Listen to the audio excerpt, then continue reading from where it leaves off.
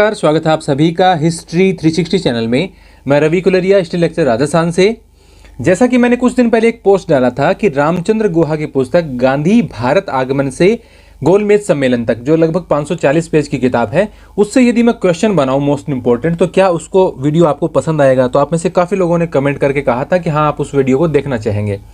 तो मैं बनाना चाह रहा था पूरा एक वीडियो, लेकिन मेरे अनुमान से ज़्यादा क्वेश्चन हुए। पूरी क्वेश्चन से मैंने 300 के करीब क्वेश्चन छांटे हैं और उनमें से 100 क्वेश्चन का मैं पहला वीडियो लेकर आया हूँ। यदि वीडियो का रिस्पांस अच्छा मिलता है, आप लोगों को पसंद आता है, तो उसके हिसाब से मैं दूसरा वीडियो है उसमें 200 क्वेश्चन और ऐड करके इस बुक को कंप्लीट कर दूंगा। तो आज 100 क्वेश्चन है, ज़्यादा टाइम वेस्ट नहीं करते हुए हम शुरुआत करते हैं। आप अपना फीडबैक जरूर दीजिएगा।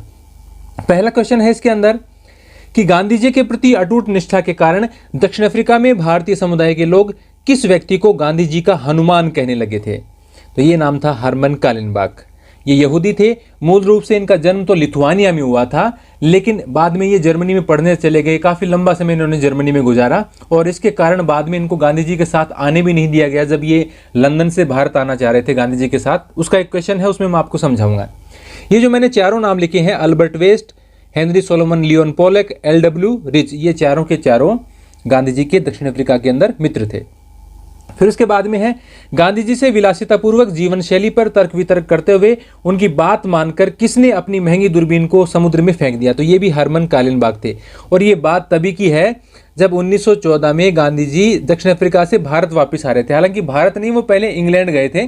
तो जब इंग्लैंड जा रहा था जहाज, गांधी जी थे उसमें, कस्तूरबा थी और हरमन कालिनबाग थे, तब इनके बीच में इस प्रकार की चर्चा हुई और उसके बाद में उन्होंने हार मानकर, उनकी बात मानकर उस दूरबीन को समुद्र में फेंक दिया। क्योंकि हरमन कालिनबाग काफ़ी बहुत ज़्यादा विलासितापूर्ण जीवन व्यतीत करते थे और काफ़ी सारा पैसा भी था इनके पास। इन्होंने दक्षिण अफ्रीका में अपनी एक ज़मीन भी दी थी गांधी जी को एक आश्रम खोलने के लिए, जिस पर गांधी जी ने टोल्स्टॉय फॉर्म नाम का एक आश्रम खोला था।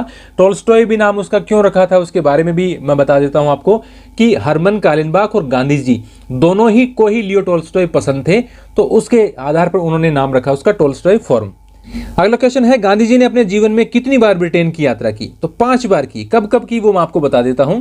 अधिकांश आप जानते भी होंगे। 1888 में पहली यात्रा की उन्होंने, 1888 से 91 में जब वो लंदन में पढ़ने गए थे, बैरिस्टर बनने गए थे।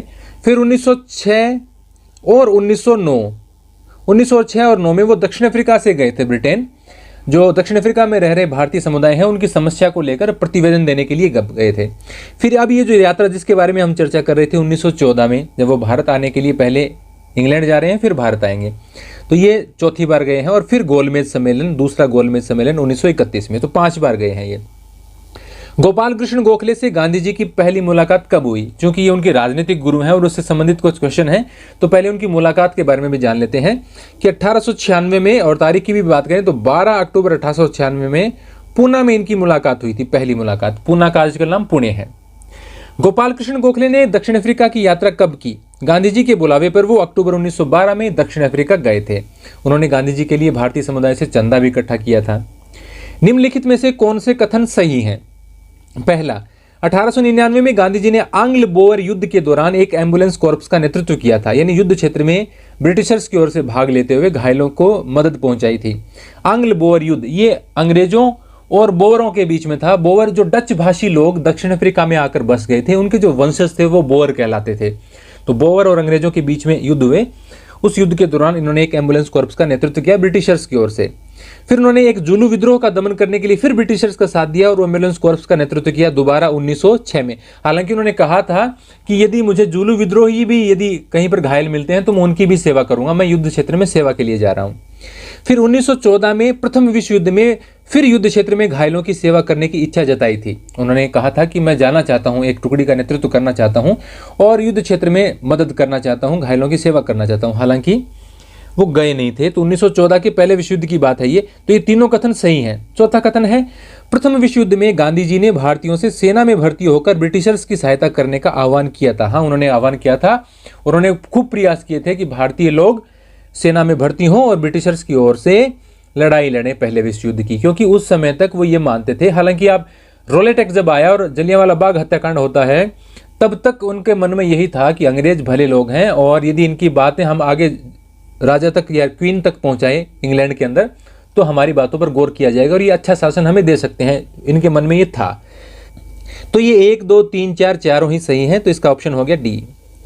निम्नलिखित में से कौन सा या कौन से कथन सही हैं? इंडियन ओपिनियन समाचार पत्र का प्रकाशन 1903 में हुआ, दक्षिण अफ्रीका में उन्होंने शुरू किया था ये। इनमें गांधी जी की मदद करने वाले प्रमुख भारतीय मनसुखलाल हीरालाल नजर यानी MH नजर थे और मदनजीत व्यवहारिक थे, दोनों ही इनकी मदद करने वालों में थे। यह साप्ताहिक अखबार के रूप में शुरू हुआ, बिल्कुल ठीक है, 7 दिन में एक बार आता था। इसमें 4 भाषाओं अंग्रेजी, हिंदी, गुजराती और तमिल भाषा में खबरें छपती थी। हाँ, एक ही संस्करण में चारों प्रकार की खबरें छपती थी, क्योंकि अंग्रेजी, हिंदी, गुजराती और तमिल सभी भाषाओं के लोग वहाँ पर, भारतीय जो समुदाय थे वहाँ पर हिंदी, गुजराती और तमिल बोलने वाले काफ़ी संख्या में थे, तो इसलिए इस अखबार में उन्होंने चारों भाषाएं शामिल की।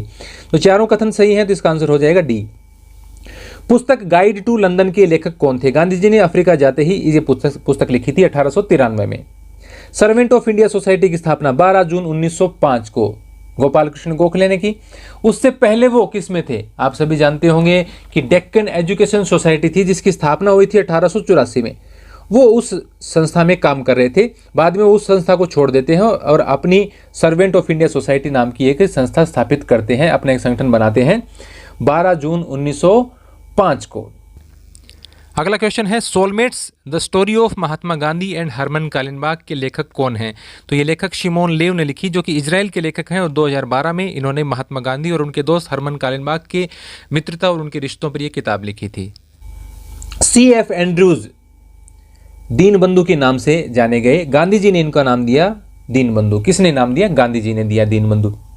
कौन थे ये? एक पादरी थे और दिल्ली के सेंट स्टीफेंस कॉलेज में पढ़ाया करते थे, और गांधी जी के प्रति इनका व्यवहार बहुत अच्छा था, गांधी जी की बहुत प्रशंसा करते थे। और इनका एक कथन भी है, पहले 12वीं की जगह 13वां बताता हूं आपको। मैं इस विषय में काफी सोचता रहा हूं कि गांधी को भारत लौटने के बाद क्या करना चाहिए या वे क्या करेंगे। हालांकि ऐसा सोचने का कोई मतलब नहीं है, क्योंकि वह जो भी रास्ता चुनेंगे खुद ही चुनेंगे।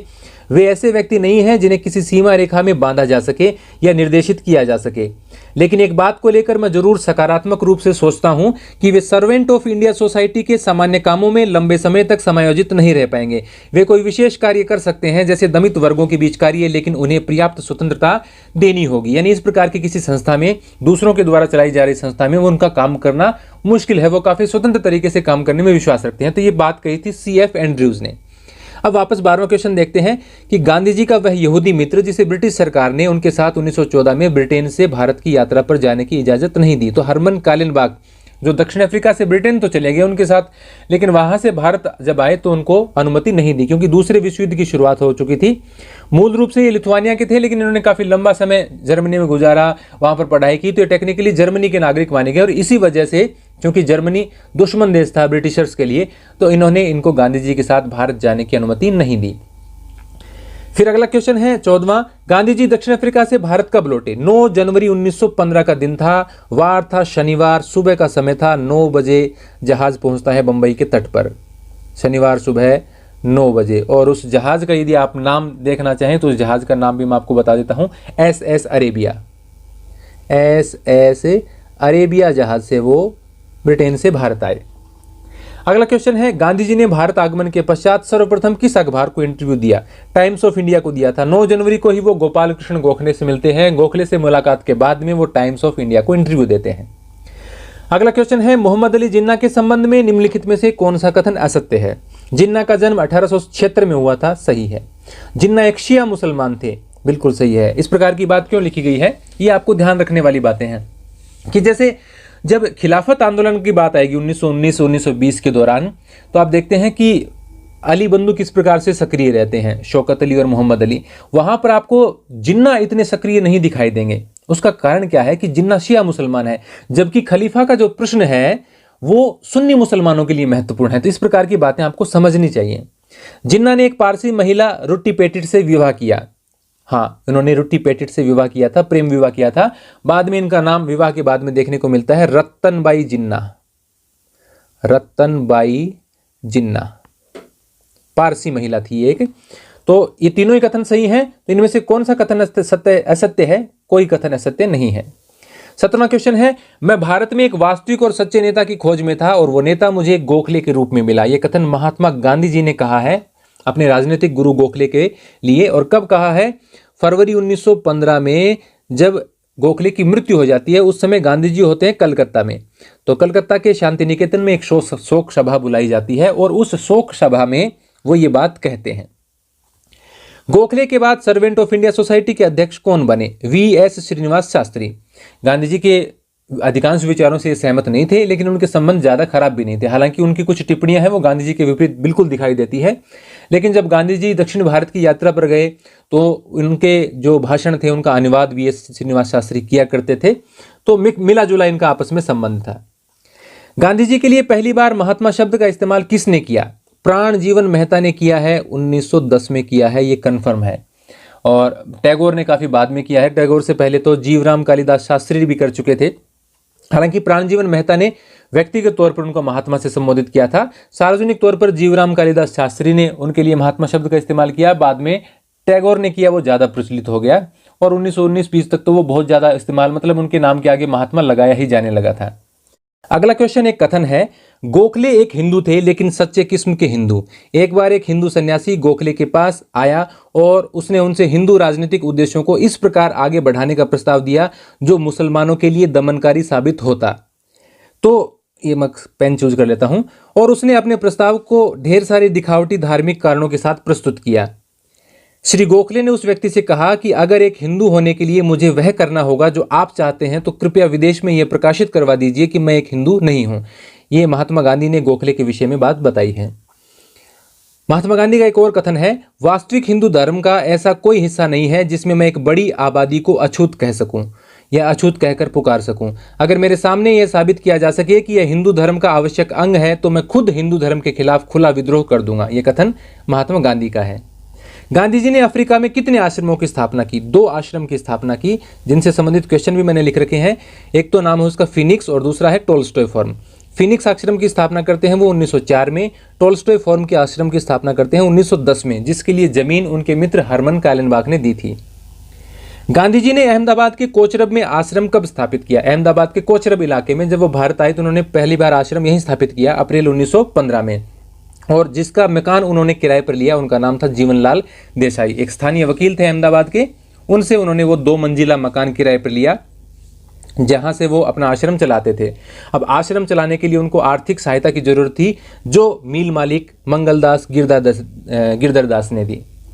मंगलदास गिरधरदास, गिरधार आगे, ये गिरधरदास है, धर कर देना इसको। तो आर्थिक सहायता इन्होंने प्रदान की। गांधी जी ने पहली बार कब अछूत कहे जाने वाले एक परिवार को अपने आश्रम में स्थान दिया? 11 सितंबर 1915 को पहली बार एक अछूत परिवार गांधी जी के आश्रम में आता है और उस परिवार में 3 लोग थे और काफ़ी विवाद भी हुआ। खुद जो इनकी पत्नी है कस्तूरबा वो भी काफ़ी नाराज हुई और जिन्होंने इनको आर्थिक मदद दी थी वो मदद के से भी हाथ खींच लिया गया पीछे। जो मंगलदास गिरधरदास थे इन्होंने कहा कि मैं मदद नहीं दूंगा यदि आप एक अछूत परिवार को आश्रम में यदि लेकर आते हैं तो ये जो परिवार है उसका नाम भी मैं बता देता हूँ कौन कौन थे उनके परिवार में। एक थे दूध भाई, जो व्यक्ति थे, उनकी पत्नी थी दानी बेन और इनकी बेटी थी लक्ष्मी, जिसको गांधी जी ने गोद भी ले लिया था बाद में। तो दूध भाई, दानी बेन, रानी बेन नहीं, दानी बेन है ये, और लक्ष्मी। फिर अगला क्वेश्चन है, मंगलदास गिरधरदास ने आश्रम चलाने के लिए गांधी जी की मदद करना क्यों बंद कर दिया? जैसा कि मैंने अभी कारण बताया कि आश्रम में अछूत परिवार को प्रवेश देने के कारण उन्होंने मदद देने से इनकार कर दिया। मंगलदास गिरधरदास के आश्रम की मदद से मना करने के बाद किसने गांधी जी को आश्रम चलाने के लिए बड़ी सहायता दी? अंबालाल साराभाई। 13,000 रुपये इन्होंने दिए। एक दिन ये आए, आश्रम के आगे गाड़ी रोकी, गांधी जी को अंदर से बुलवाया। उन्होंने कहा कि क्या आपको आश्रम के लिए मदद की जरूरत है? तो उन्होंने कहा हाँ। फिर वो अगले दिन आते हैं गाड़ी लेकर, गांधी जी को फिर बुलाते हैं, 13,000 रुपये दे देते हैं। 13,000 रुपये उस समय गांधी जी के आश्रम को चलाने का 2 साल का खर्चा हुआ करता था। अंबालाल साराभाई की अभी और भी बातें आएगी। इनकी एक बहन है जो गांधी जी के साथ हैं आंदोलन में, इनके खिलाफ हैं, वो बातें सब आएंगी। गांधी द्वारा ब्रह्मचर्य पालन पर जोर दिए जाने पर किसने कहा कि अगर समाज के बेहतरीन लोग ब्रह्मचारी और सन्यासी ही बन जाएंगे तो समाज में सिर्फ औसत दर्जे के लोग ही बच जाएंगे? लोग भी नहीं, लोग ही बच जाएंगे। तो ये कथन था सत्यानंद बोस का। अगला क्वेश्चन है, बनारस हिंदू विश्वविद्यालय की स्थापना कब हुई? अब ऐसा सामान्य क्वेश्चन मैंने क्यों शामिल किया है? फरवरी 1916 में हुई। इसका उद्घाटन समारोह 4 से 8 फरवरी 1916 के बीच में चला। इसमें जो वायसराय हैं लॉर्ड हॉर्डिंग वो भी आते हैं और वो 4 फरवरी को अपना भाषण देकर वहाँ से चले जाते हैं। काफ़ी राजा महाराजा भी वहाँ पर हैं, एनी बेसेंट भी मौजूद हैं, मदन मोहन मालवीय तो हैं ही, और भी काफ़ी सारे नेता हैं। गांधी जी का नंबर आता है 6 फरवरी को। हालांकि उस दिन लॉर्ड हार्डिंग तो नहीं है, लेकिन राजा महाराजा मौजूद हैं और उस समय वो भाषण जो देते हैं उससे वो राजा महाराजा काफ़ी नाराज होते हैं, कुछ बीच में उठकर भी जाने लगते हैं। तब एनी बेसेंट इनसे कहती है कि आप कृपया बंद कीजिए अपना भाषण, लेकिन वो रुकते नहीं है और अपनी बात कहते जाते हैं। काफ़ी विवाद हुआ, गांधी जी को यहाँ तक कि गिरफ्तार करने की भी बातें चलती हैं। तो ये बनारस हिंदू विश्वविद्यालय के उद्घाटन समारोह की बात है जो कि 4 से 8 फरवरी तक चला। अगला क्वेश्चन है, देश में किस तरह से देशभक्ति की प्रबल आकांक्षा हिलोर मार रही है, लेकिन दूर क्षितिज पर भय के बादल भी मंडरा रहे हैं। लोगों की आध्यात्मिक स्वतंत्रता का पंडित पुरोहितों ने अपहरण कर लिया है और राजनीति में भी अपना मत प्रकट करने से घबरा रहे हैं। यह कथन किसका है? गांधी जी ने फरवरी 1916 में गोखले की पहली पुण्यतिथि पर पूना में कहा। गोखले का जन्म अभी हमने पढ़ा था, मृत्यु 1915 में हुई थी फरवरी में, तो फरवरी 1916 की बात है ये। हिंदू समाज में यह चतुर्वर्ण का बंटवारा इतनी गहराई से जड़ें जमा चुका है कि मैं सोचता हूं इसे जड़ से उखाड़ फेंकने से बेहतर इसमें सुधार करना होगा। यह कथन है गांधी जी का। वो चतुर्वर्ण जो 4 वर्णों वाली व्यवस्था है उसको उखाड़ फेंकने की बजाय उसमें सुधार करने की बात कहते हैं। तिलक द्वारा होम रूल लीग की स्थापना अप्रैल 1916 में, एनी बेसेंट द्वारा होम रूल लीग की स्थापना सितंबर 1916 में। कहाँ हुई वो भी मैंने लिखा है। इससे संबंधित एक समाचार पत्र की बात आएगी तब मैंने इसका जिक्र किया है। गांधी जी ने किसके पिता से कहा कि आपके बेटे ने इतनी कम उम्र में अति आध्यात्मिकता और संतत्व की राह पर चलने का फैसला लिया है जिसे करने में मुझे वर्षों तक संयमपूर्ण श्रम करना पड़ा था? विनोबा भावे के पिता से उन्होंने कहा। लखनऊ कांग्रेस अधिवेशन में बिहार में नील की खेती करने वाले किसानों की दुर्दशा से संबंधित प्रस्ताव पर चंपारण के किस किसान ने कहा कि यूरोपीय प्लांटर्स इतने ताकतवर हो गए हैं कि वह गरीब किसानों की दीवानी और फौजदारी तक के मुकदमे खुद तय कर रहे हैं और मनमाने ढंग से उन्हें दंडित कर रहे हैं। मुझे नहीं पता कि यहाँ आकर आपको अपनी कहानी सुनाने के बाद जब मैं वापस चंपारण जाऊंगा तो मेरा क्या हाल होगा। ये राजकुमार शुक्ला नाम के एक किसान कहते हैं। वो गांधी जी के पीछे ही पड़े रहते हैं कि आप चंपारण आइए, बार बार जहाँ गांधी जाते हैं वहाँ उनके पीछे जाते हैं वो। फिर एक और उनका जो कथन है, गांधी जी से चंपारण आने का आग्रह करते हुए किसने कहा कि चंपारण की 19 लाख शोषित जनता आपके चरण कमल के दर्शन हेतु व्याकुल है। उन्हें आशा ही नहीं कि बल्कि पूरा विश्वास है कि जो ही आपके चरण चंपारण की धरती पर पड़ेंगे उनकी मुक्ति संभव हो जाएगी। राजकुमार शुक्ला की बात है, उन्होंने कहा है ये। 40वां क्वेश्चन है, 20वीं सदी के प्रारंभिक वर्षों में नील की कीमतों में भारी गिरावट का प्रमुख कारण क्या था? देखिए, नील की कीमतें कब घटी कब बढ़ी इंपॉर्टेंट है। अलग से फैक्ट का क्वेश्चन आ सकता है या 3-4 पॉइंट बनाकर कोई कॉन्सेप्ट भी घुसाया जा सकता है। आप समझ लीजिए, आप बिल्कुल इजी है। 20वीं सदी का मतलब है 1901 से 2000 तक के 100 सालों का समय। सदी का मतलब 100 वर्ष। इसके प्रारंभिक वर्षों में नील की कीमतों में गिरावट क्यों आई? क्योंकि 1880 में जर्मनी में सिंथेटिक नील का आविष्कार हो गया, कृत्रिम नील का, और 1897 आते आते इसका व्यापक स्तर पर मतलब इसका उत्पादन होने लगा।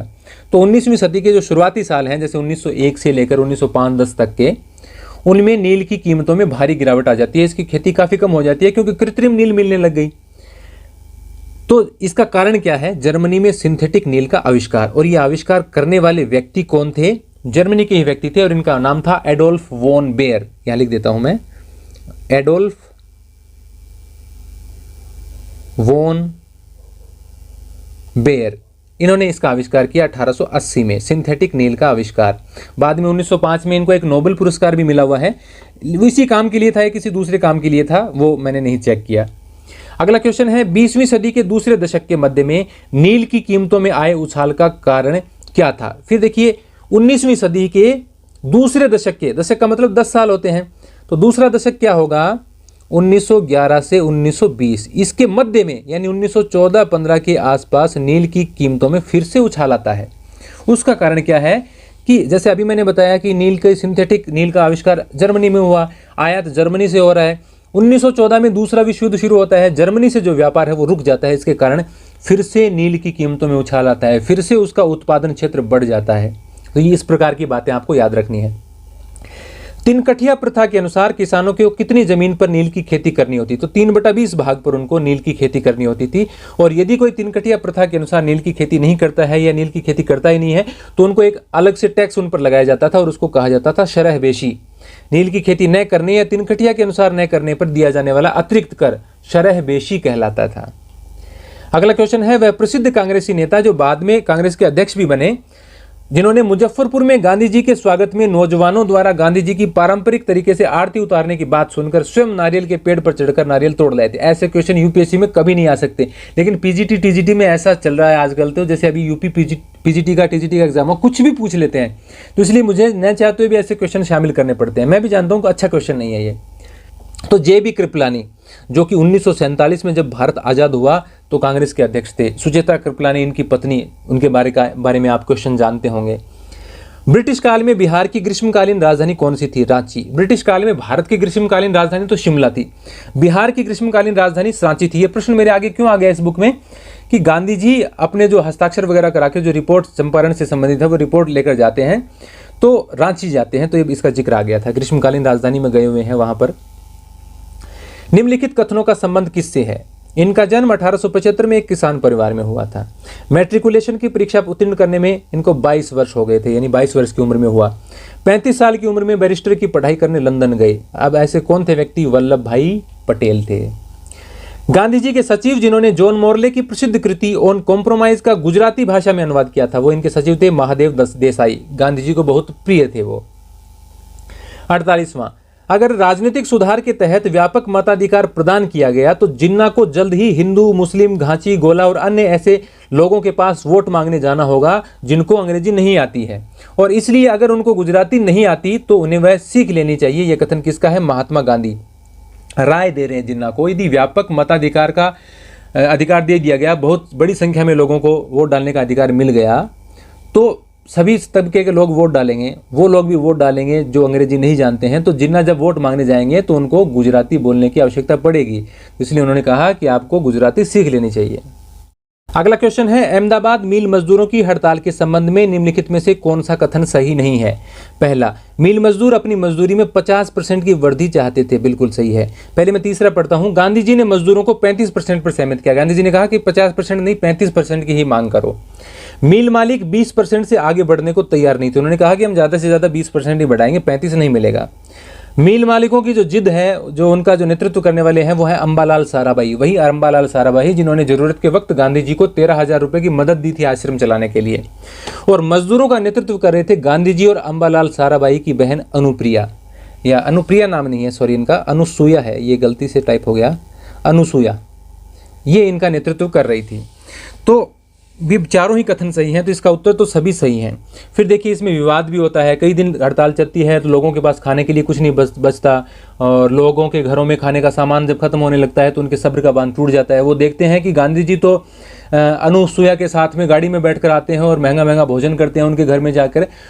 तो जब गांधी जी को इसके बारे में पता चलता है, वो सभा के लिए बुलाते हैं और लोग आते नहीं हैं, तो गांधी जी पूछते हैं कि भाई क्या बात हुई? तो उन्होंने कहा कि आप तो गाड़ी में बैठकर आते हैं और अच्छा अच्छा भोजन करते हैं, आपको क्या पता हमारी तकलीफों का। तो गांधी जी उसी दिन कहते हैं कि भाई मैं अब पैदल आया करूंगा, और उन्होंने भोजन छोड़ दिया। मतलब एक तरीके से उन्होंने भूख हड़ताल कर दी, जो उनका उपवास है वो शुरू कर दिया। तो उसके बाद में कुछ ही दिनों में उनको ये मिल मालिकों को ये लगा कि भाई गांधी जी अब अनशन पर बैठ गए हैं तो अब दिक्कत आ सकती है। तो उनके अनशन को लगभग 4 ही दिन हुए थे, तो अहमदाबाद मिल मालिक हैं वो तैयार हो गए एक समझौते के लिए, जिससे संबंधित अगला क्वेश्चन है। अहमदाबाद मिल मालिक मजदूर संघर्ष के दौरान 18 मार्च को मिल मालिक एक तीसरे पक्ष के समक्ष समझौते को राजी हुए। वो तीसरा पक्ष कौन था? मतलब अध्यक्ष नहीं, ये आएगा यहाँ पर, वो तीसरा पक्ष कौन था? तीसरा पक्ष कौन था? कौन सा वो तीसरा पक्ष? आनंद शंकर ध्रुवा। ये अहमदाबाद के एक प्रतिष्ठित अकादमिक विद्वान थे। उनके सामने मिल मालिकों ने समझौता किया और मजदूरों की लगभग सभी मांगे मान ली। तो वो तीसरा पक्ष कौन था? जो तीसरे पक्ष में मध्यस्थता करने वाले व्यक्ति हैं आनंद शंकर ध्रुवा। इंपॉर्टेंट क्वेश्चन है ये। गांधी जी से यह किसने कहा कि हमने 2 घंटे तक इंतजार किया लेकिन जिन्ना साहब के पास हमसे मिलने का वक्त नहीं था, और उन्हें लोग भारत का मैजिनी कहते हैं, यानी जो इटली का एकीकरण करने वाले, इटली के एकीकरण के नायक हैं मैजिनी, उससे तुलना करते हैं। तो ये वल्लभ भाई पटेल ने कहा गांधी जी से, क्योंकि गांधी जी ने उनको मुलाकात करने के लिए भेजा था कि आप लोग बम्बई जाइए और मुलाकात कीजिए जिन्ना से, और जो आंदोलन चल रहा है, जो खेड़ा के किसानों का आंदोलन है, उससे समर्थन मांगिए, उससे संबंधित, तो आप जिन्ना से भी मिलना। तो जिन्ना ने उनको इंतजार कराया और मिला नहीं, तो उन्होंने कहा कि हमने 2 घंटे तक इंतजार किया लेकिन जिन्ना साहब के पास हमसे मिलने का वक्त नहीं था, और उन्हें लोग भारत का मैजिनी कहते हैं ऐसे व्यक्ति को। दक्षिण अफ्रीका में गांधी जी की सेक्रेटरी कौन थी? सोंजा स्लेसिन, ये गांधी जी की सेक्रेटरी हुआ करती थी। अगला क्वेश्चन है, गांधी जी ने अपने कौन से बेटे को संबोधित करते हुए कहा है कि महादेव देसाई, जो उनके सचिव हैं, ने तुम्हारी जगह ले ली है। वही मेरा बड़ा बेटा है, लेकिन मेरी ये इच्छा कि तुम ही मेरा बड़ा बेटा बने रहो खत्म नहीं होती। अगर अन्य लोग मेरा बेटा बनकर मेरे दुखों पर मरहम ना लगाते तो मैं तुम्हारे वियोग में मर चुका होता। अभी भी अगर तुम किसी को बगैर यहाँ से हटाते हुए, जो मेरे प्रिय बन चुके हैं, एक समझदार बेटा बनना चाहते हो तो तुम्हारी वह जगह सुरक्षित है। यानी अब भी तुम यहाँ आ सकते हो, लेकिन उन लोगों को हटाऊंगा नहीं जो मेरे निकट के हैं, लेकिन तुम्हारी जगह सुरक्षित है।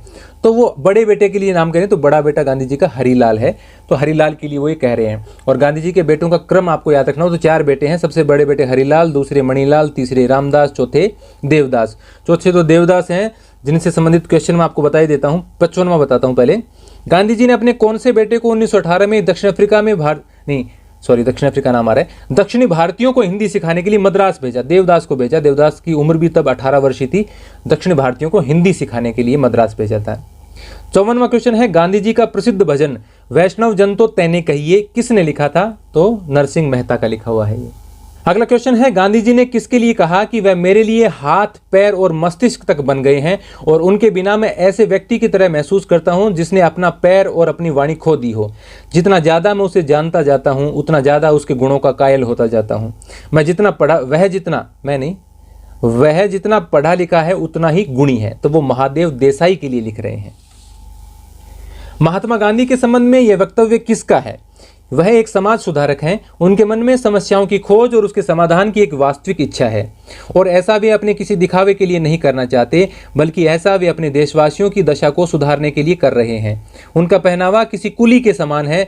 व्यक्तिगत लाभ का उन्होंने पूरी तरह से त्याग कर दिया है। बहुत सादा जीवन जीते हैं और विशुद्ध रूप से स्वप्नदर्शी हैं। वे योजनाओं को तफसील से नहीं समझते। वे सिर्फ इतना चाहते हैं कि हम भारत को अपने पक्ष में बनाए रखें। ये कहा है एडविन सैमुअल मोंटेग्यू, जो मोंटेग्यू चेम्सफोर्ड सुधार आप पढ़ते हैं, भारत सचिव मोंटेग्यू हैं, उन्होंने ये बताया है। अगला क्वेश्चन है, वे पहले भारतीय जिन्हें अंग्रेजों ने उप भारत मंत्री, अंडर सेक्रेटरी ऑफ स्टेट नियुक्त किया था, एसपी सिन्हा को। इनके बारे में ये क्वेश्चन तो आपने पढ़ा होगा कि वायसराय की कार्यकारी परिषद में नियुक्त होने वाले पहले सदस्य थे, भारतीय सदस्य। तो पहले भारतीय सदस्य एसपी सिन्हा थे। इनको उप भारत मंत्री बनाया। हालांकि उस समय भारत मंत्री, सेक्रेटरी ऑफ स्टेट कौन है? मोंटेग्यू। इनका पूरा नाम मैंने अभी आपको बताया था। मोंटेग्यू ने तो एक दिन यह भी सलाह दी थी कि एसपी सिन्हा को भारत सचिव ही बना दिया जाए, यानी सेक्रेटरी ऑफ स्टेट ही बना दिया जाए। मेरी जगह मैं उनके अधीनस्थ के रूप में, उप भारत मंत्री के रूप में काम करने को तैयार हूं। इससे एक अच्छा संदेश जाएगा कि भारतीयों को अपने मुद्दों का चयन करने में या इस प्रकार की जो पद हैं उनको दिया जा रहा है। लेकिन मना कर दिया गया इनको कि अभी भारतीयों के लिए ऐसे पद देने का मौका नहीं आया है, तो उनको उप भारत मंत्री बनाया गया और भारत मंत्री मोंटेग्यू ही रहे। तो ये आपको ध्यान में रखना है। मुझे नहीं लगता कि सामान्य किताबों में इस प्रकार का कोई क्वेश्चन है, मुझे मिला नहीं जल्दी से। सिडनी रोलेट की अध्यक्षता में गठित रोलेट कमेटी में भारतीय सदस्यों की संख्या कितनी थी? 2। टोटल सदस्य हैं इसमें 4, 2 भारतीय हैं, 2 अंग्रेज हैं। एक इनके अध्यक्ष हैं, इनका जो अध्यक्ष है, जो जिनका नाम सिडनी रोलेट है, जस्टिस सिडनी रोलेट इनके अध्यक्ष हैं, और एक इनका सेक्रेटरी है जेडीवी होज। तो इससे संबंधित एक क्वेश्चन है, उसमें क्लियर कर देता हूं मैं। भारतीय सदस्य कितने? 2, ये हो गया क्लियर है। निम्न में से कौन रोलेट कमेटी का एक मेंबर नहीं था? बासिल स्कॉट थे, सीवी कुमारस्वामी शास्त्री थे, पीसी मित्र थे, ये दोनों भारतीय हैं, ये और ये। जॉर्ज लॉयड नहीं थे, ये तो ब्रिटेन के प्रधानमंत्री थे किसी काल के दौरान। और एक और जो बच गए चौथे, वो थे वर्ने लोवेट, डबल टी था शायद, वर्ने लोवेट, ये थे चौथे सदस्य। और एक इनके जो सेक्रेटरी थे वो थे जेडीवी होज। 4 सदस्य, एक सेक्रेटरी और एक इनका चेयरमैन मान लो, आप इसका अध्यक्ष मान लो, जस्टिस सिडनी रोलेट। 61वां क्वेश्चन है, महात्मा गांधी ने किस वायसराय के साथ मुलाकात के बाद एक पत्र में अपने बेटे देवदास को लिखा कि वार्ता अत्यधिक सौहार्दपूर्ण और मैत्री के वातावरण में हुई। मुझे ऐसा लगा कि हम दोनों एक दूसरे को समझ रहे हैं। हालांकि हम में से कोई भी एक दूसरे को अपनी बात पर राजी करने में सफल नहीं हो पाया। एक अंग्रेज को तर्क से नहीं झुकाया जा सकता, वह महज हालात से मजबूर होकर ही झुकता है। तो ये लॉर्ड चेम्सफोर्ड से मुलाकात के बाद गांधी जी ने अपने बेटे को एक पत्र में लिखा था, देवदास को। अगला क्वेश्चन है, रोलेट एक्ट के संबंध में किसने कहा कि जो भी सरकार शांति काल में इस तरह का कानून पारित करती है या उसकी अनुमति देती है, वह एक सभ्य सरकार होने का अपना दावा खो देती है? तो ये मोहम्मद अली जिन्ना ने कहा था रोलेट एक्ट के संबंध में। गांधी जी ने रॉलेट एक्ट के विरोध में राष्ट्रव्यापी हड़ताल के लिए कौन सा दिन निर्धारित किया था? 6 अप्रैल 1919। और उसके बाद में 13 अप्रैल 1919 को तो हम जानते हैं कि जो जलियांवाला बाग वाला हत्याकांड हुआ था, तो वो एक हफ्ते की बात है। जिसके बाद में अगले साल 1920 में राष्ट्रीय सप्ताह भी मनाया गया था, 6 अप्रैल से 13 अप्रैल तक, क्योंकि हड़ताल 6 की हड़ताल थी, 13 को वो घटनाक्रम हुआ था, हत्याकांड हुआ था। तो ये राष्ट्रीय सप्ताह के रूप में 1920 में मनाया गया था। अगला क्वेश्चन है, रॉलेट एक्ट के खिलाफ विद्रोह के दौरान गांधी जी ने सत्याग्रहियों के लिए छपवाए गए पर्चों में ऐसी किताबों की सूची भी दी थी जो सेंसर द्वारा प्रतिबंधित थी। उनमें गांधी जी की हिंद स्वराज, मुस्तफ़ा कामिल पाशा की जीवनी भी थी। गांधी जी की पुस्तक भी थी, मुस्तफ़ा कामिल पाशा की भी जीवनी थी। क्वेश्चन ये है कि मुस्तफ़ा कामिल पाशा किस देश के निवासी थे? इसमें सारे क्वेश्चन मैंने खुद बनाए हैं, क्योंकि रामचंद्र गुहा की पुस्तक तो वैसे आप जानते हैं किस प्रकार की पुस्तक है, उसमें क्वेश्चन वगैरह नहीं आते। तो किस देश के निवासी थे? तुर्क। इसका उत्तर आपको तुर्की नहीं देना है। तुर्की वाले मुस्तफ़ा कमाल पाशा हैं, जो पहले विश्व युद्ध के बाद में जो घटनाक्रम होता है, किस प्रकार से खलीफा के पद को समाप्त किया जाता है, और मुस्तफ़ा कमाल पाशा तुर्की का शासन संभालते हैं, जो अतातुर्क के नाम से प्रसिद्ध थे। ये वो नहीं है जिनकी जीवनी गांधी जी ने लिस्ट में नाम दिया है कि इनकी जीवनी पढ़ो। तो वो मुस्तफ़ा कामिल पाशा मिस्र के हैं, और मिस्र में ब्रिटिशर्स के खिलाफ इन्होंने विद्रोह किया था, अपने नेतृत्व किया था एक प्रकार से। तो इनकी जीवनी पढ़ने की सलाह दी है। तो ये जो मुस्तफ़ा कामिल पाशा हैं, ये मिस्र वाले हैं जिनकी रॉलेट एक्ट के खिलाफ विद्रोह के दौरान गांधी जी ने जीवनी पढ़ने की सलाह दी थी। तो ये आपको ध्यान रखना है इस प्रकार का क्वेश्चन।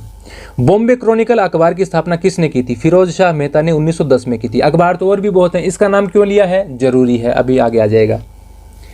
1919 में गांधी जी ने जिस यंग इंडिया अखबार का काम हाथ में लिया, उसकी स्थापना कब हुई थी? 1915 में हुई थी। एनी बेसेंट के समर्थकों, जिसमें मुख्य रूप से थे शंकरलाल बैंकर और जमनादास द्वारकादास। हालांकि एक और नाम भी आता है जिसका मैंने नीचे एक क्वेश्चन में नाम लिखा है, हालांकि यहाँ पर नाम इसका नहीं, उनका नहीं मिलता है, आगे मिलेगा। तो जमनादास द्वारकादास एक ही व्यक्ति है ये, और शंकरलाल बैंकर ने मुख्य रूप से इसकी स्थापना की। होम रूल लीग से संबंधित थे ये लोग, और एनी बेसेंट वाले से। और एक साप्ताहिक के रूप में बम्बई में इन्होंने स्थापना की इसकी। और 1919 में शंकरलाल बैंकर और उमर सोबानी, जो इसका मैनेजमेंट उस समय संभाल रहे थे, इन्होंने गांधी जी को यंग इंडिया की एडिटरशिप ऑफर की कि अब आप इस अखबार को संभालिए। तो जो उस समय इस अखबार को संभाल रहे थे कौन? शंकरलाल बैंकर और उमर सोबानी। तो गांधी जी को इन्होंने एडिटरशिप ऑफर की थी। और इसको, ये साप्ताहिक अखबार था, देखिए हफ्ते में एक बार आता था। लेकिन पहले अगला क्वेश्चन देख लीजिए, सॉरी। मई 1919 में सरकार ने मुंबई से छपने वाले मुंबई क्रॉनिकल, मुंबई नहीं आएगा, बॉम्बे आएगा उस समय, बॉम्बे क्रॉनिकल अखबार के प्रकाशन को निलंबित कर दिया और उसके संपादक को देश निकाला दे दिया। वो संपादक कौन थे? B.G. हॉर्नीमैन। इनको देश निकाला दे दिया, देश से निकाल दिया। तो पहले तो ये चाहते थे शंकरलाल बैंकर और उमर सोबानी कि बॉम्बे क्रॉनिकल अखबार की मतलब गांधी जी को दिया जाए अखबार, लेकिन उस पर जो इस प्रकार से रोक लगने वाली थी तो उसने उनको छोड़ दिया। और उसके स्थान पर उन्होंने क्या किया, जो अपना वाला अखबार था इनका एक दूसरा यंग इंडिया, उस यंग इंडिया अखबार को इन्होंने साप्ताहिक से बढ़ाकर हफ्ते में 2 बार निकालना शुरू कर दिया, क्योंकि बॉम्बे क्रॉनिकल बंद हो रहा था। लेकिन जब गांधी जी को इन्होंने दिया तो गांधी जी ने वापस इसको सप्ताह में 2 बार से कम करके सप्ताह में 1 ही बार कर दिया। यानी सप्ताह में 1 बार आएगा, जब गांधी जी 1919 में गांधी जी के पास ये अखबार आया है। फिर अगला क्वेश्चन है, 1919 में गांधी जी द्वारा नवजीवन को संभालने से पहले उसका क्या नाम था? उस अखबार का नाम पहले भी चलता था वो अखबार गुजराती भाषा में, नाम था उसका नवजीवन एने सत्या। एने का मतलब गुजराती में और है, एंड, नवजीवन एंड सत्य। तो गांधी जी ने इसके नाम से सत्य हटा दिया, सत्य हटेगा तो एंड भी हट जाएगा, तो नवजीवन नाम उन्होंने रखा। तो ये अखबार शुरू किसके द्वारा किया गया था? इंदुलाल याग्निक के द्वारा। लेकिन तब नाम नवजीवन नहीं है, नाम क्या है? नवजीवन एने सत्या। तो नवजीवन अखबार किसने स्थापित किया? तो गांधी जी नाम आएगा, क्योंकि इससे पहले इसका नाम नवजीवन नहीं है, इसलिए इसका उत्तर गांधी जी दिया जाता है। हालांकि थोड़ा सा क्वेश्चन वो हो जाता है जिस पे डाउट हो जाता है। गांधी जी ने इसके नाम से सत्य हटा दिया और इसे मासिक की जगह साप्ताहिक कर दिया। ये महीने में 1 बार आता था, गांधी जी ने इसको हफ्ते में 1 बार कर दिया कि एक हफ्ते में एक एडिशन इसका आ जाए और एक यंग इंडिया का आ जाए। ये गुजराती में है, यंग इंडिया इंग्लिश में है। 69वां क्वेश्चन है, गांधी जी ने अपने पत्रों में किस महिला को अपनी आध्यात्मिक पत्नी बनाने की इच्छा जाहिर की थी? सरला देवी चौधरानी। सरला देवी चौधरानी के साथ इनके काफ़ी निकट के संबंध थे और काफ़ी बार इन्होंने अपने पत्रों में इनका जिक्र किया है। और इन जिक्र के बाद में एक बार ये पत्र लिख देते हैं राजगोपालाचारी को। चक्रवर्ती राजगोपालाचारी हैं, राजा जी जिनको कहते थे, उनको भी पत्र में बता देते हैं, अपने जो उनकी निकटता है उसके बारे में बताते हैं। तो वो कहते हैं कि आप ये जो आध्यात्मिक पत्नी वाली इस प्रकार की बातें कर रहे हैं, ये बातें मत कीजिए। इतने लोग, लाखों करोड़ों लोग देश के आपके पीछे हैं, आप इस प्रकार की यदि कोई बात कर देंगे तो आपका कोई भरोसा भी नहीं करेगा, और ये इतने लोग कहाँ जाएंगे जो इतने समय से आपके पीछे लगे हुए हैं। तो उन्होंने काफ़ी एक डांटने वाला सा पत्र उनको लिखा, जवाब दिया। तो सरला देवी चौधरानी को ये अपनी आध्यात्मिक पत्नी बनाने का विचार कर रहे थे, ऐसी इच्छा उन्होंने पत्रों में जाहिर की है। दिसंबर 1901 में कलकत्ता अधिवेशन में गाया गया मातृभूमि की प्रशंसा में रचा हुआ गीत नमो हिंदुस्तान, वो किसने लिखा था? सरला देवी चौधरानी ने लिखा था। वंदे मातरम को पहली बार 1896 के कोलकाता अधिवेशन में किसके द्वारा गाया गया? रविंद्रनाथ टैगोर का ही गीत था। रविंद्रनाथ टैगोर ने ही गाया 1896 के कलकत्ता अधिवेशन में पहली बार। 1901 में जो अधिवेशन था, कलकत्ता अधिवेशन, तब इसको गाया चरणदास ने, थोड़े थोड़े याद रख लेना। और फिर 1905 का जो अधिवेशन था, जो कि बनारस में हुआ था, उसमें इसको गाया था सरला देवी चौधरानी ने, सरला जी ने गाया था। अगला क्वेश्चन है, भारत, क्या हो गया ये, भारत स्त्री महामंडल की स्थापना किसके द्वारा की गई? सरला देवी चौधरानी के द्वारा 1910 में की गई थी भारत स्त्री महामंडल की स्थापना। हंटर कमीशन का गठन कब किया गया? 29 अक्टूबर 1919 को। इसमें भारतीय सदस्यों की संख्या कितनी है? 3 है। अगला प्रश्न है, निम्नलिखित में से कौन सा भारतीय हंटर कमीशन का एक सदस्य नहीं था? CV कुमारस्वामी शास्त्री ये नहीं थे, चिन्मयलाल सीतलवाड़ ये थे, पंडित जगत नारायण थे, सरदार सुल्तान अहमद खान थे। 3 ही सदस्य थे, शास्त्री जी इसमें नहीं थे। तो ये 3 सदस्य हैं। और इसके अलावा यदि आप देखना चाहें कि जो अंग्रेज सदस्य हैं उनमें WF राइस थे, जस्टिस GC रैंकिन थे और जॉर्ज बैरो थे, इस प्रकार उनके भी नाम हैं। तो 4 अंग्रेज 3 भारतीय हैं इसमें। 1919 में कांग्रेस के अमृतसर अधिवेशन में गांधी जी का यह वक्तव्य किस संदर्भ में है? अगर कोई मुझे कड़वी पाव रोटी देता है तो मैं उसे नहीं लूँगा, मैं उसे ग्रहण नहीं करूँगा, लेकिन अगर मुझे कोई ऐसी पाव रोटी दी जाती है जिसमें पर्याप्त मात्रा में मसाले नहीं पाता हूँ मैं, जिसमें पर्याप्त मात्रा में मसाला नहीं है, तो मैं ये चाहूँगा कि मुझे बाद में वह मसाले भी मिल जाएं, लेकिन मैं उसका एक निवाला जरूर लूँगा और तब वह निराशाजनक नहीं होगा। ये उन्होंने मॉन्टेग्यू चेम्सफोर्ड सुधार का, जब कांग्रेस में विरोध हो रहा है, बहुत से लोग देश में विरोध कर रहे हैं, तो उन्होंने कहा कि इन सुधारों को हमें अपनाना चाहिए। ज़्यादा नहीं मिल रहा, लेकिन जितना मिल रहा है वो काफ़ी है। तो इसके लिए वो इस प्रकार का एक उदाहरण देते हैं। अगला क्वेश्चन है, महात्मा गांधी के पहले जीवनीकार कौन थे? महात्मा गांधी के अनेकों जीवनीकार हुए हैं, पहले कौन थे? जोसेफ जे डोक, जो कि एक पादरी थे और उन्होंने महात्मा गांधी की जीवनी लिखी। उसका नाम भी मैं आपको बता देता हूं, MK Gandhi, an Indian patriot in south Africa. South Africa में एक भारतीय देशभक्त, an Indian patriot in south Africa. ये इन्होंने जो बुक लिखी गांधी जी की जीवनी के रूप में पहली बार। मार्च 1920 में इंग्लैंड भेजे गए खिलाफत शिष्टमंडल के अध्यक्ष कौन थे? डॉक्टर MA अंसारी, खिलाफत शिष्टमंडल के अध्यक्ष। जलियांवाला बाग हत्याकांड के समय ब्रिटेन के प्रधानमंत्री कौन थे? David Lloyd George.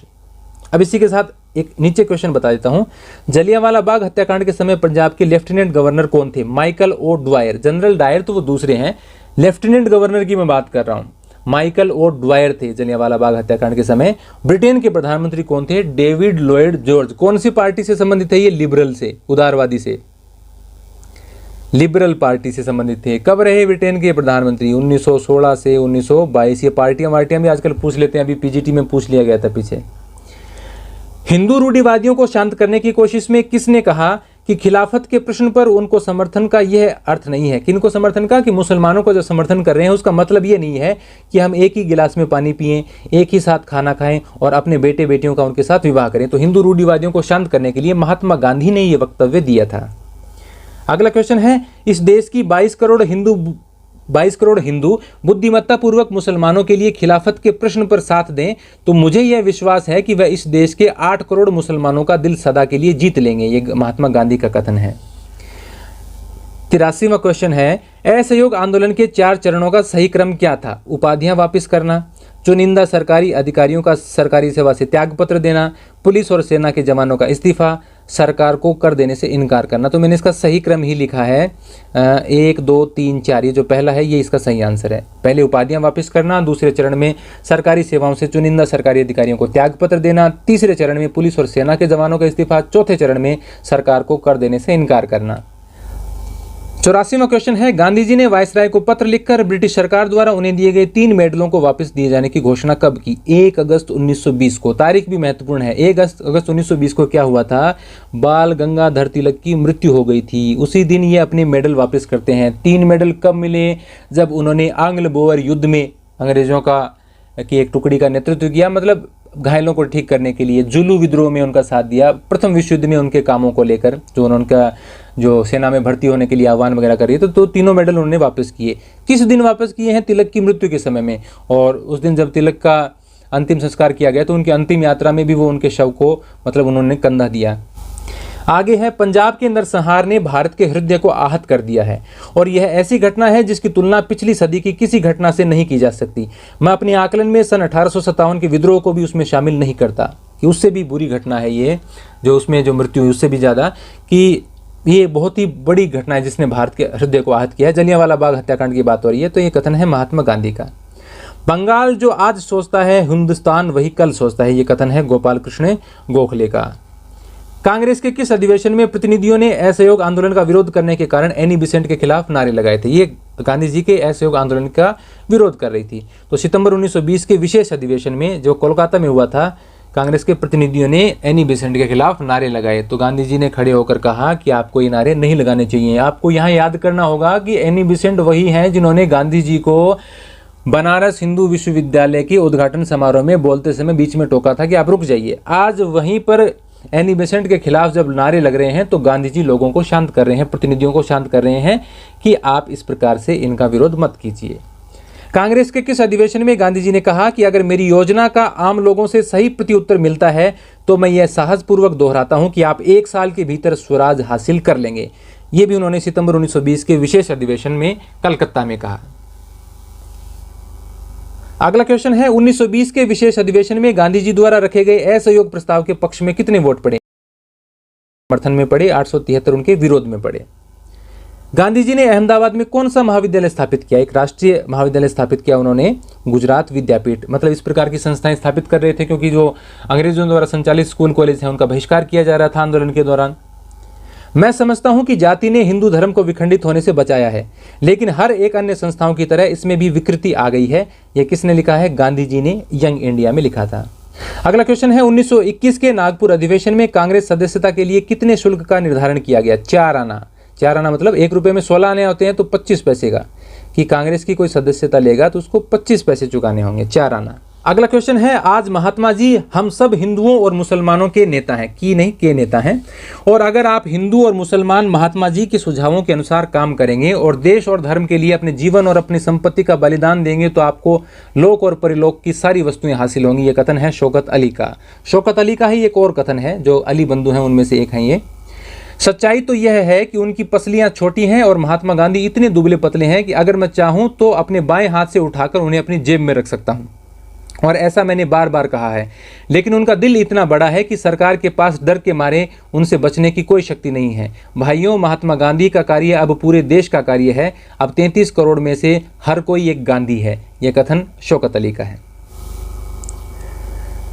अगला प्रश्न है, अगर अफगानिस्तान का अमीर हिंदुस्तान पर हमला करता है तो भारतीय मुसलमानों का यह कर्तव्य है कि वे उसकी सहायता करें। यानी भारत के में जो ब्रिटिशर्स हैं उनकी सहायता न करके अफगानिस्तान के अमीर जो वहाँ का शासक है उसकी सहायता करें।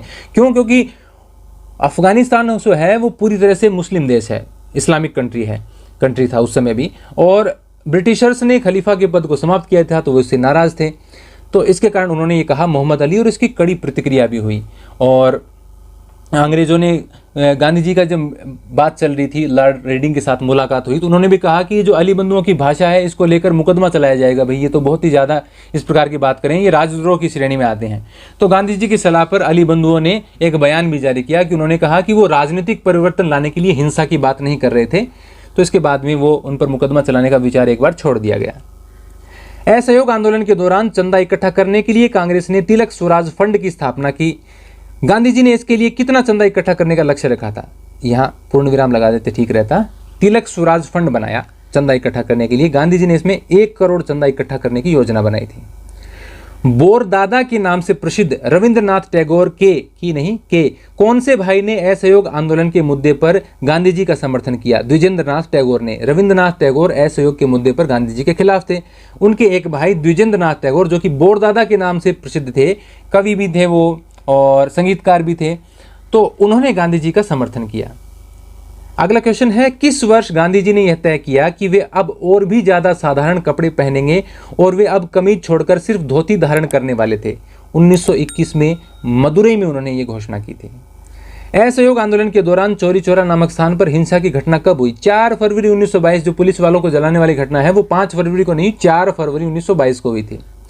चौरी चौरा में हुई हिंसा पर पश्चाताप करने के लिए गांधी जी ने कितने दिन का उपवास करने का फैसला किया? 5 दिन का उपवास करने का फैसला किया। अब यहाँ तक आ ही गए हैं तो एक दो बात और सुन लीजिए कि यदि आपका यहाँ पर मुझे इस वीडियो का रिस्पॉन्स अच्छा मिलता है तो मैं इसका दूसरा पार्ट जरूर बनाऊंगा और वो इससे बड़ा होगा और इससे बेहतर क्वेश्चन मैं बनाने की कोशिश करूंगा, क्योंकि देखिए बहुत ज़्यादा टाइम कंज्यूमिंग काम था ये, और जितने भी वीडियो मैंने आज तक बनाए उनमें सबसे ज़्यादा वक्त इसमें लग रहा है। देखिए आपको बात कीजिए कि एक पूरी किताब है 550 पेज की और उसको लगभग 1.5 से 2 घंटे में उसके क्वेश्चन तैयार करके उनका एक मैटर बनाना बड़ी मुश्किल काम है, और इतना ज़्यादा लिखना, टाइप करना, पढ़ना काफ़ी समय लगा है। तो आप इसमें कमेंट जरूर करके बताइए कि आपको कैसा लगा है, क्या सुधार किया जा सकता है, और लाइक ज़रूर करना, और हो सके तो जिनको ज़रूरत है उनके पास शेयर ज़रूर करना इसको। धन्यवाद।